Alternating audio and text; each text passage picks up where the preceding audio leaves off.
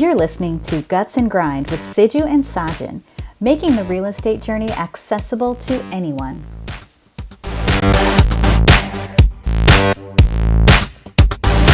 Welcome back again, guys. We're here again with another fresh episode from Guts and Grind. I'm joined here with my co-host, Sajan Abraham. How are you doing, Saj? Doing well, man. I'm doing well. Just living the dream. How about you, man?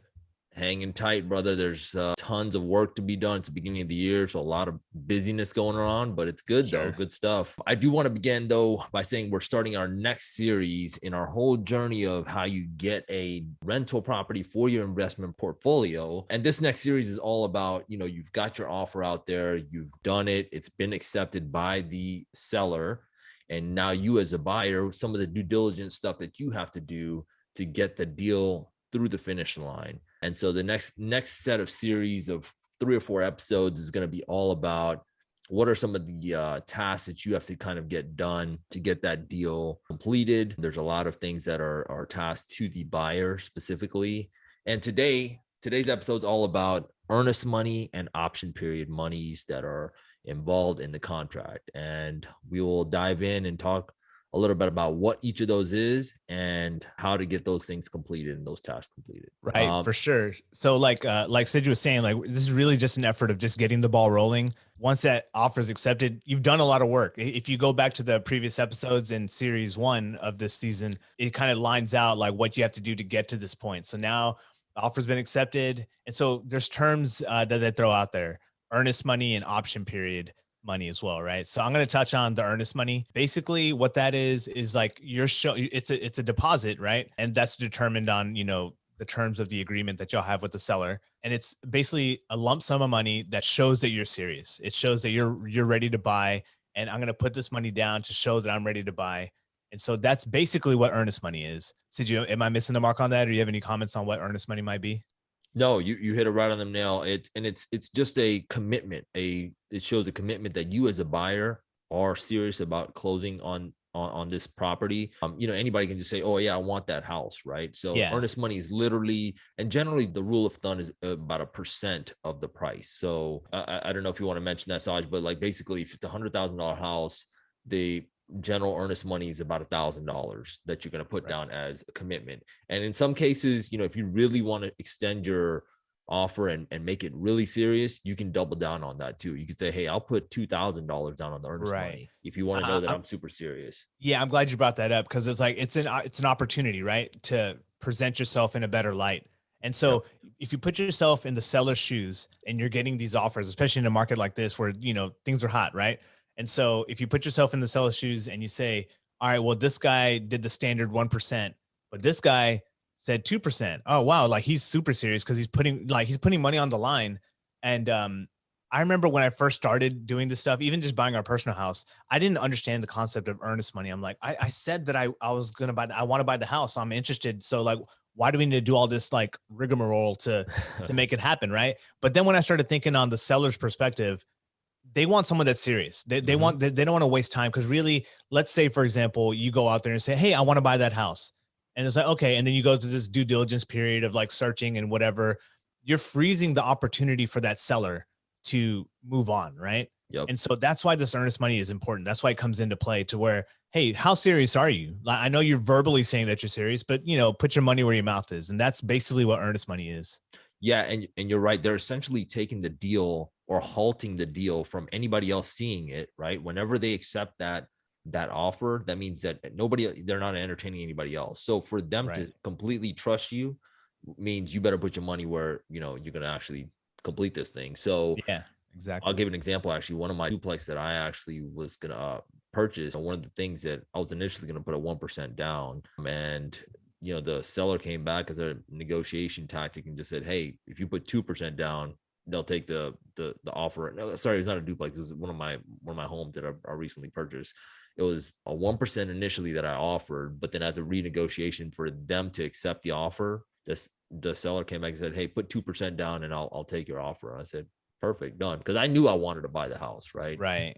And 2% was nothing for me because I knew that I was going to put it down on the line for me. So yeah, that's perfect, man. And like that's a prime example of like making the deal happen. You know what I mean? Like there's these standard rules that people follow. Like Sid, you said earlier, oh, it's typically 1%, or you typically put 20% down on whatever it is. Like there's these set rules that are in place, but they're not absolute, right? Yep. You could finagle it a little bit to make yourself look more favorable, right? And just in that example, like Sid, you did a prime, that was perfect, right? To say, all right, I know I want to buy this house. What does it matter if it's 2% or 1%? Because that money's going out anyway, right? Like when you purchase the house, that money's going out anyway. So that's awesome. That's a great move. You have to get creative, right? These are unconventional times, so you have to get super creative whenever if you really serious about a deal, you have to kind of do those things. Right. With that said, the next piece of it that's due by the buyer is the option period, or you can actually put into a contract. And let me explain what option period means. Is you're buying basically a slot of time that allows you to inspect the house and take a look at it and do a deeper dive into the house. Because initially you're just looking at it from just a visual perspective. Oh yeah, the cabinets look good, the outside looks good, the roof may need a little work. This option period, you're essentially buying it. Usually the seller will set a standard, or they'll set a rate. They'll say, okay, for 5 days it's $200, or 7 days it's $500, or $10 a day for how many ever days you need. It's usually no longer than 10 dads usually. So they want you to, it's a time sensitive piece of the deal, but you're buying an inspection period, and that's what the option period is. And you actually put that in your sales contract, and it's something that you want to make sure that you abide by time wise, because it's written in the contract. And once you get out of that period, if you don't say anything back to them, they're assuming the contract is moving forward. Right. I want to add to that, and correct me if I'm wrong. The option period kind of protects your earnest money. Like, so let's say, for example, you put $2,000 down as earnest money. Then you add an additional $200 for option period. The option period money buys you 10 days to do an inspection, right? And so when you're doing your inspections, you might find something that's like, oh wow, like this needs foundation work, the AC shot, the roof is collapsing, whatever. Like you find things that are like a huge scale, right? Like it's so much money to fix it, right? And so that means, all right, my purchase price is now, instead of buying it for, let's just say 200,000, I got to dump an extra 50,000 into it. You know what? I'm backing out of this deal. So that option period gives you the ability to kind of back out of the deal and get your earnest money back. It protects your earnest money. I think you lose the option period money, right? You do. And I'm glad you mentioned that. That's a really good point. So it's exactly that. And that's why for me, when I put a contract on a house, or if I'm interested in a house, I don't care what the inside looks like. I mean, fine, I can look at it inspect it from pictures, like just from experience, right? But I know that I have that 5 to 10 days to do a deep dive on the house. Sure. And I'll find whatever is usually the issues and things like that. So and again, like you said, you're 100% right. So it protects that earnest money in case you'd rather lose $200 than $2,000, right? So you may lose that $200, but you do buy that peace of mind knowing, hey, what you're getting into as a house. Yeah, for sure. So like rolling forward with that. So the question is now, who handles this money? Like who handles the earnest money? Who handles the option period money? Basically, it's two separate checks. You're writing two separate checks, and I believe you're writing the earnest money to the title company and the option period money to the seller. And so, and all of that gets submitted to the title company. And so speed is of essence as well. Cause again, it turns into this, how serious are you? So once they say, hey, we agree to this, you got to write those checks quickly and bring it to the title company as soon as possible. And so essentially the title company handles all that stuff. And they're kind of like the holders of everything to make sure everything is being legit. They're a third party to keep it safe. You are right. Exactly. Basically, the title company is the third party mediator that holds the money. It's not the seller or the buyer handling that money. And so that's the reason that the title company actually holds that stuff.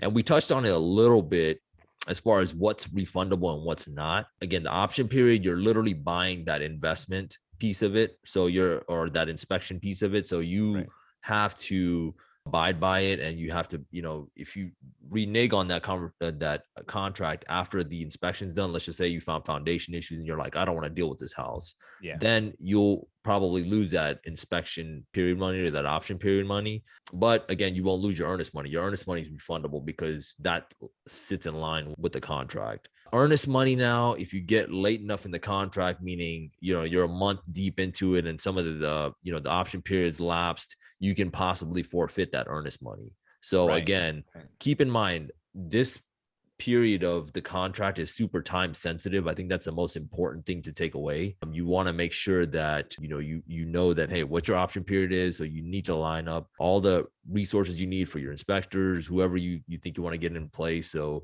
because some of this money is all on the line, right? So Sure. whether it's the option or the earnest money, you just want to be careful with time when it comes to this. Yeah, I'm glad you said that, because you don't want to just sit on your hands when you have like a 10-day or 5-day period, right?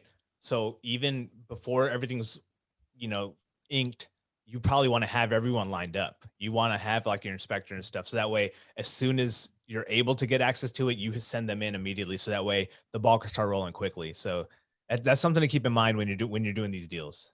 100%.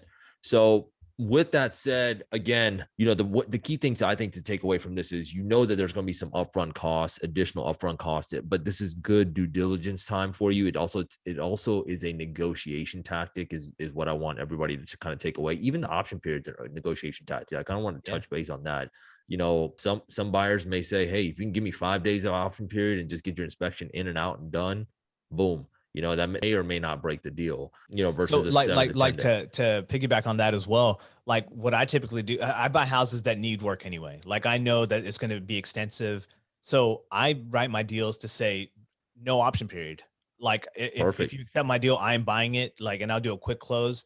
Don't give me the 10 days. Don't give me 2 days. I don't need it, because I know how bad it is, right? Like when I did my walkthrough, I'm like, all right, I'm generally, but it's risky because like you don't know like I'm in a deal right now and I'm finding, oh man, the sewer line needs to be replaced. Oh my gosh, the AC is way worse than, so like, but at the same time, like I'm doing buy and hold. So over time it's going to be worth it, right? Yeah. But that's the benefit of having an option period, because if you're a little bit tighter on your budget and all those type of things, you don't want to lose your money. You don't want to have a very expensive surprise, right? So you have to weigh those things out when you're doing it. But like Sid, you said, like it's a great opportunity to have a negotiation tactic.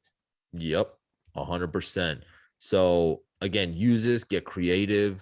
For those that say that there's nothing out there, you can't seem to land a deal, these are all areas where you can negotiate and get out there. So hope you guys got something out of that. Again, like I said, thank you for joining. This is our new second series of, things to get done once your offer has been accepted. We got a few more episodes coming up on just this whole area, this arena of the deal. But with that said, I think we should go ahead and wrap it up. Saj, thank you again for joining. But again, subscribe, turn the notification bell on.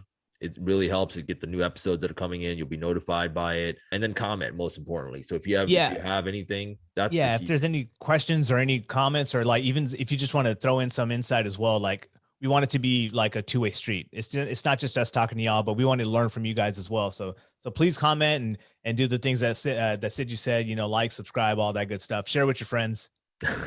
With that said, awesome. We'll see you next time, guys. Thank you again. Later. Thanks for listening to Guts and Grind with Siju and Sajan. Be sure to tune in next time.